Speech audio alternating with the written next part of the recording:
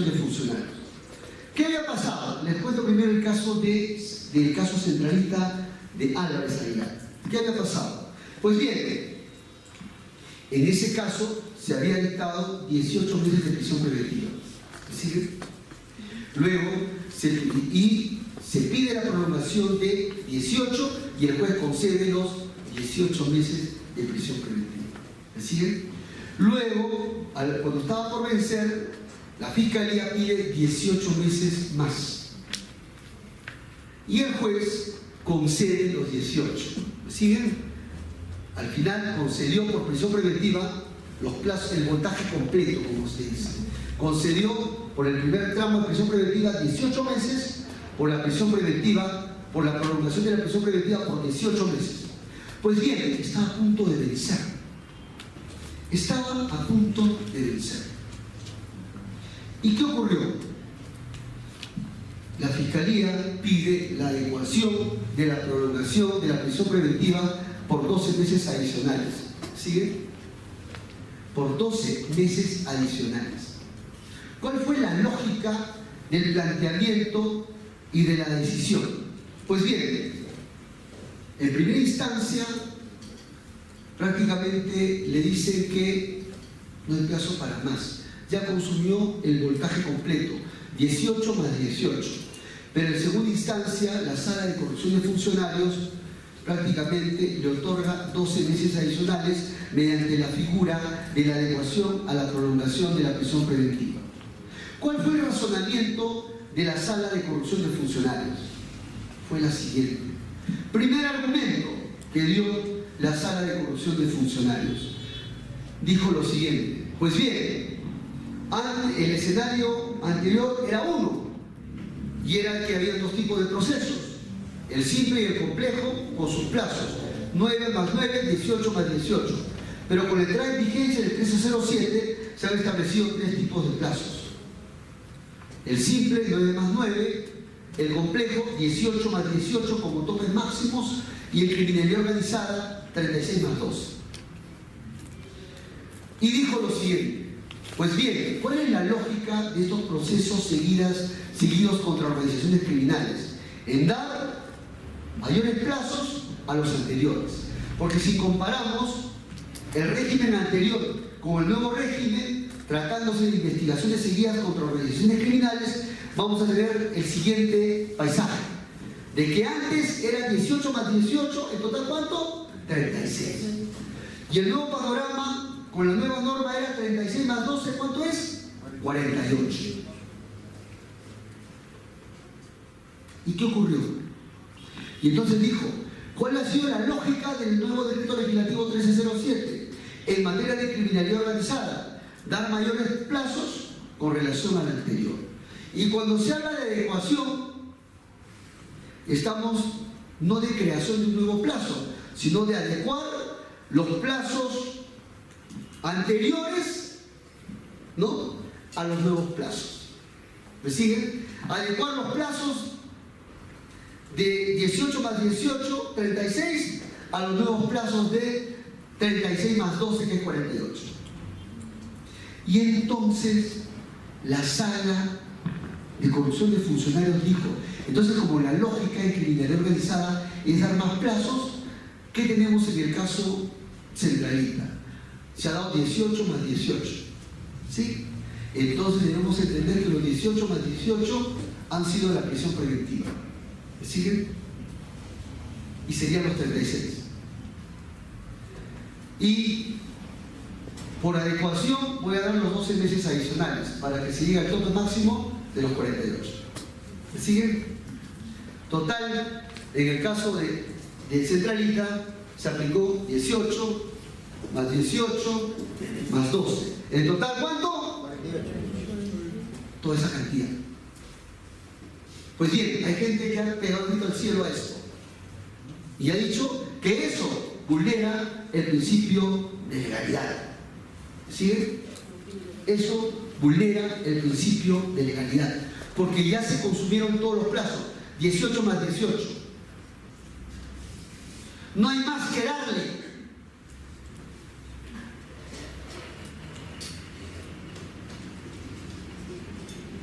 y tenemos otra postura. Tenemos otra postura que fue en otro caso, a propósito de la adecuación. En el caso Carboneros, ¿qué pasó? Igualito, 18 de prisión, 18 de prolongación. Se pidió 18, se concedió los 18 de prisión preventiva. Se pidió 18 meses de prolongación de prisión preventiva, el juez lo concedió. En total, 36 meses. Y estaban a punto de salir. Y piden la adecuación. Y citan el caso de precedente Álvarez. El caso Centralita. Pues adecúeme 12 meses adicionales. Y los 18 más 18, entiéndase que es 36. ¿Qué dijo la segunda sala penal de apelaciones en la sala penal nacional? Esto no va. Esto no va, simplemente. No puede ir por la sencilla razón de que se trata de un caso en donde la prisión y la prolongación ya se rigió por la norma anterior. Y no hay ningún plazo por adecuar. Ya se consumió todo, en otras palabras. Y la adecuación, dijo, no es posible, porque esto sería como una creación pretoriana del juez de un tercer plazo que la ley no ha establecido.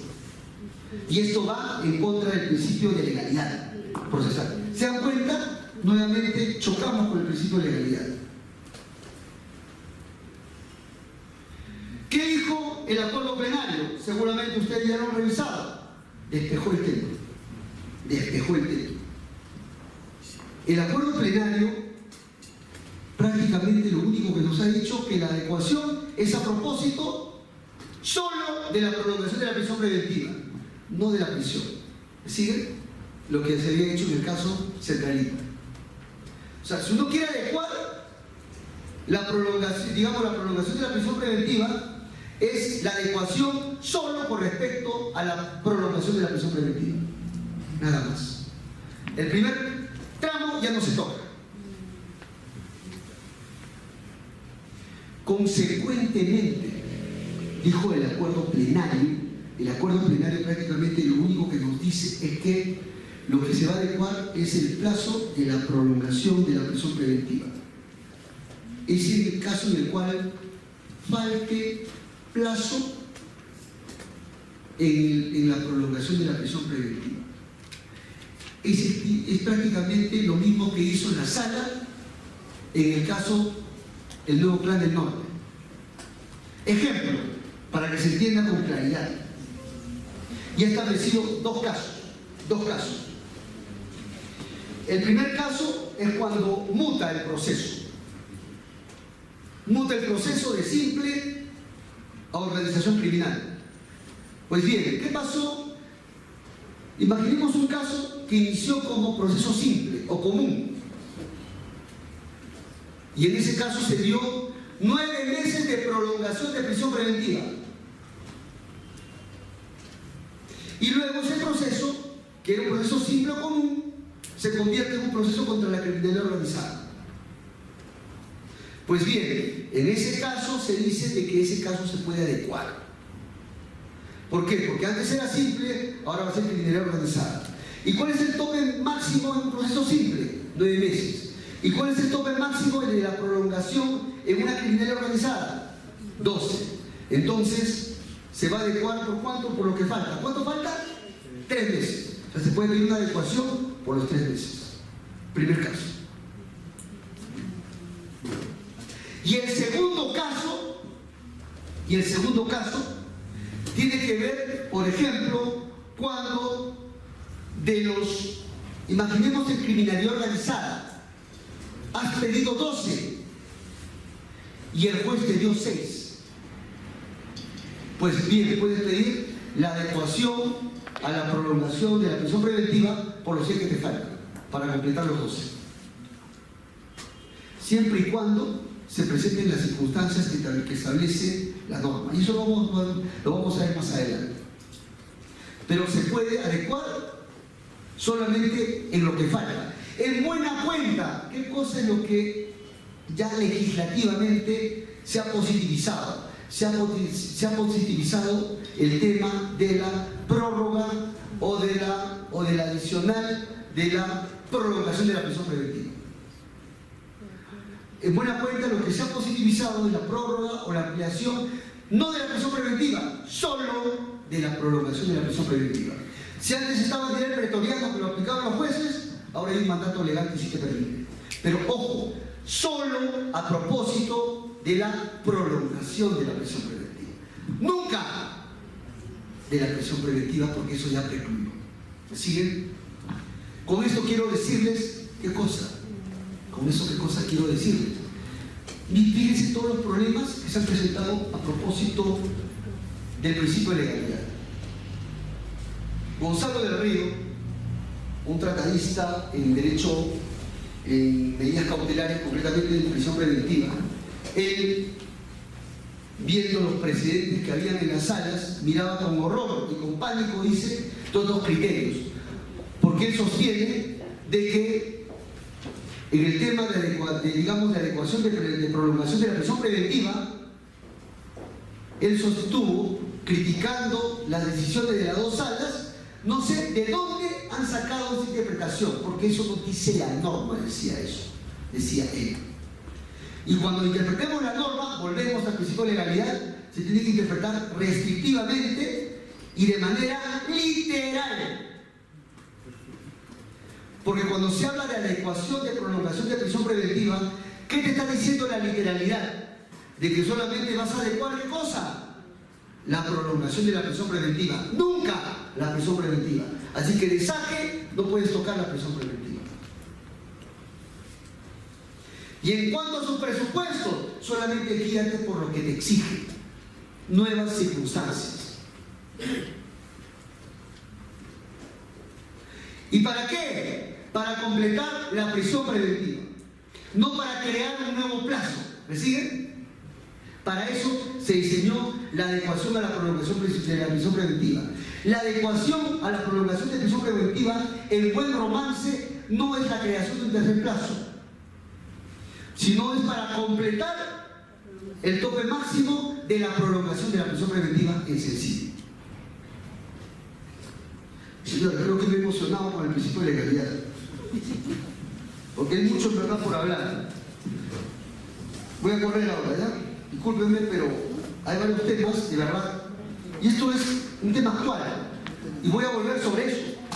Y van a ver cómo nuestro sistema, cómo la jurisprudencia es inconsistente, ilógica y yo diría contradictoria. Por eso llegó el momento de ser más rigurosos. Señores, vamos a los dos principios. Voy a pasar rápido. El principio de excepcionalidad. ¿Qué cosa quiere decir el principio de excepcionalidad? Muchos dicen, ¿no? La prisión preventiva es excepcional. La regla general es la libertad. Oye, ¿cómo se define esto? ¿Cómo se define esto? En base a un criterio estadístico, es decir, de 100 pedidos solamente debe conceder el 5% o el 10%. ¿A qué se refiere la excepcionalidad? Pues bien, así, José María Asensio Mellado nos dice de que la excepcionalidad se refiere a que solamente la prisión preventiva, dos ideas en cuanto a la excepcionalidad para que esté bien claro. Número uno, que no se aplica de manera automática. ¿Esto qué quiere decir? Que se tiene que pedir ante el juez. Y si el juez considera de que es razonable la prisión preventiva, la impone la prisión preventiva, pero no es automática. ¿Por qué decimos que no es automática?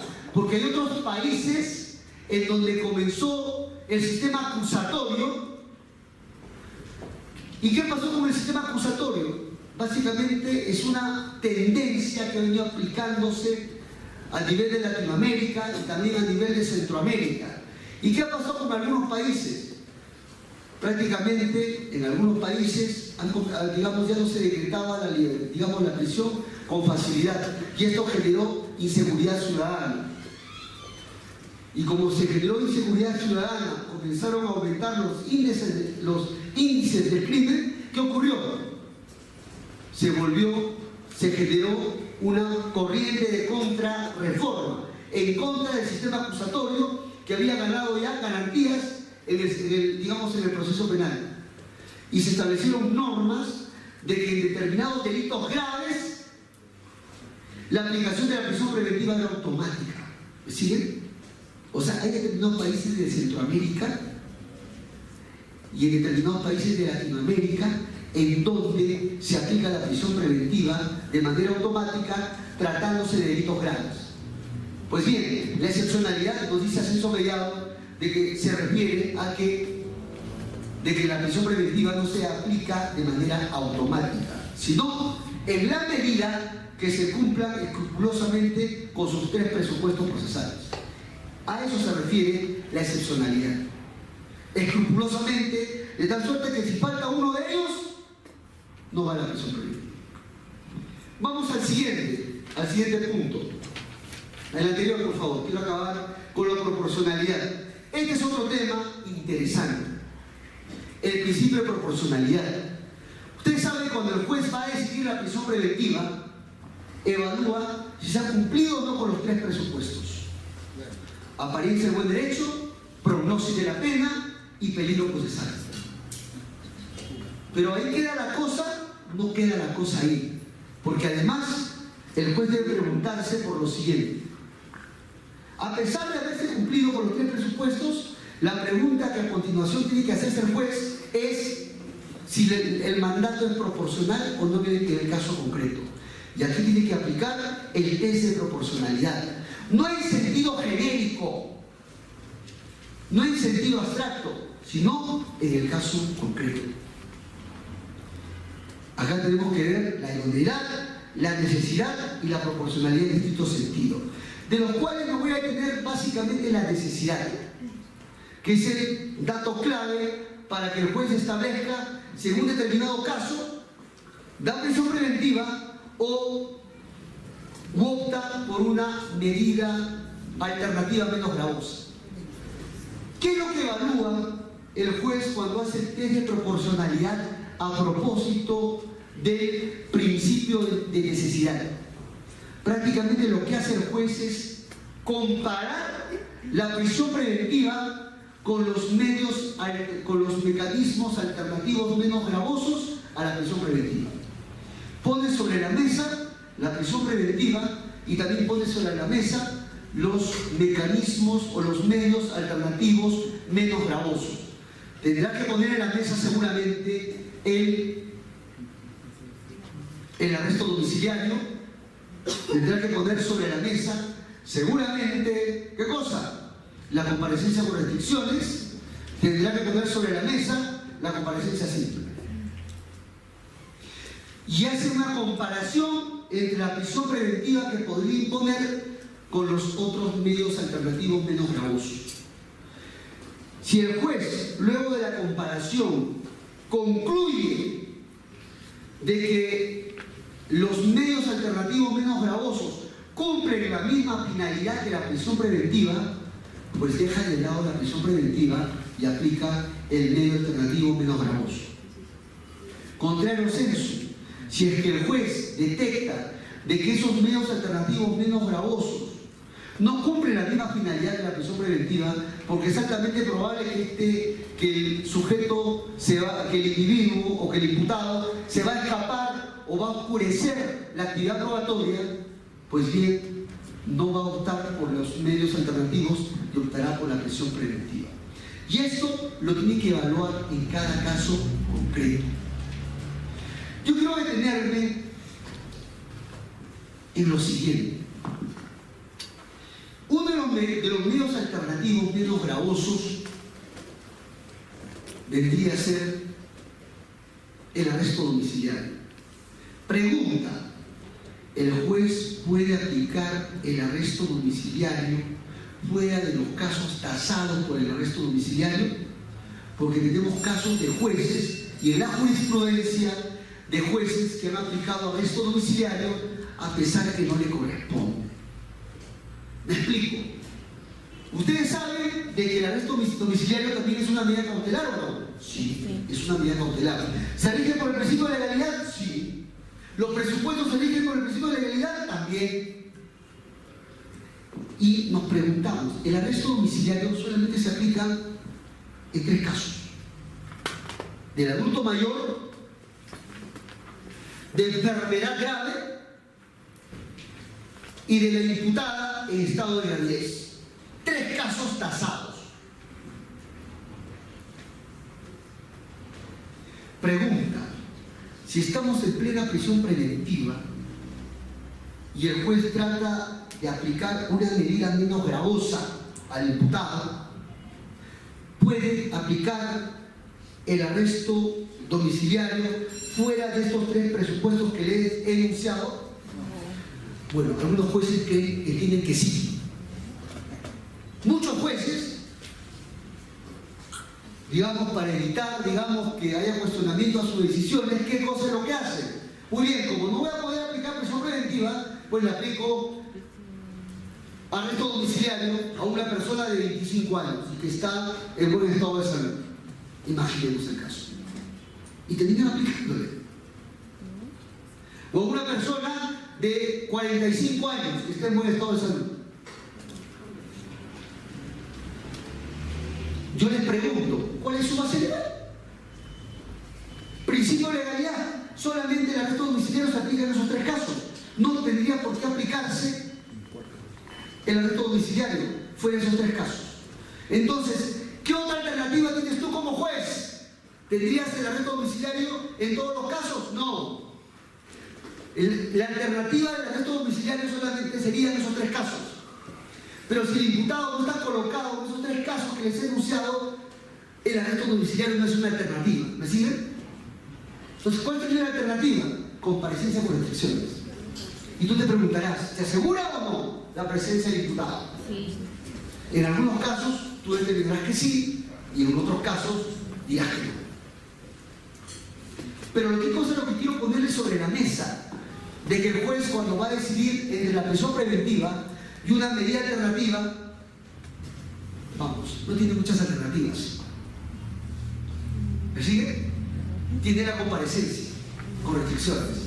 Y por ahí la comparecencia simple, que en realidad no es una medida de corrección procesal.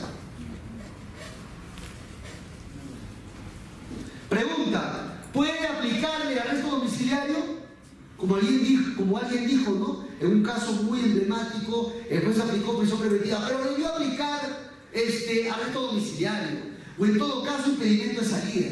Pregunta: ¿podría aplicar al juez arresto domiciliario o impedimento de salida? El arresto domiciliario lo hemos visto, son 3 casos tasados. Principio de legalidad. ¿Podría aplicarse impedimento de salida? Tampoco, porque el presupuesto es que sea indispensable para la averiguación de la verdad. Son supuestos distintos.